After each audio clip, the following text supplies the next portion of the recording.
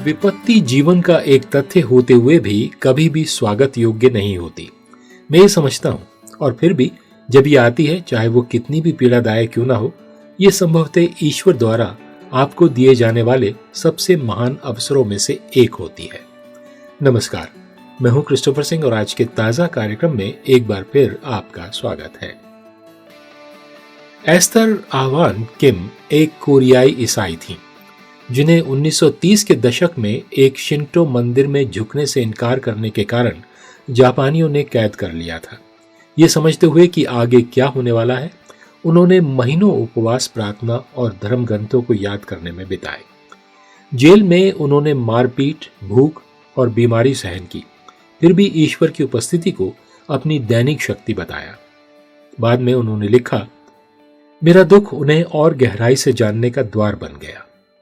एकाकी और दुर्व्यवहार सहते हुए उन्होंने ईश्वर से अंतरंग शानदार तरीकों से मुलाकात की, जिसने उन्हें हमेशा के लिए बदल दिया। इजराइल के राजा दाऊद भी 3000 साल पहले अपनी भयानक परीक्षाओं के दौरान इसी बात को समझ पाए थे और उन्होंने ये चिंतन लिखा था। बाइबल में लिखा है, भजन संहिता 27 और उसके 4 वचन में, मैं यहोवा से एक ही बात मांगता हूं और बस यही चाहता हूं कि मैं जीवन भर यहोवा के भवन में वास करूं और यहोवा की मनोहरता पर दृष्टि लगाए रहूं और उसके मंदिर में उसकी खोज करता रहूं, क्योंकि संकट के दिन वो मुझे अपने धाम में सुरक्षित रखेगा। वो मुझे अपने पवित्र तंबू की ओट में छिपा लेगा और मुझे चट्टान पर ऊंचा करेगा।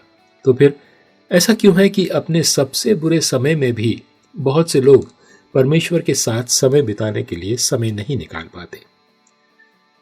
कनाडा के लेखक रिचर्ड ब्लैकेवी ने कहा है, अगर आपको लगता है कि आप परमेश्वर के साथ समय बिताने के लिए बहुत व्यस्त हैं, तो परमेश्वर के बारे में आपका नजरिया बहुत कम है और खुद के बारे में आपका नजरिया बहुत ऊंचा है।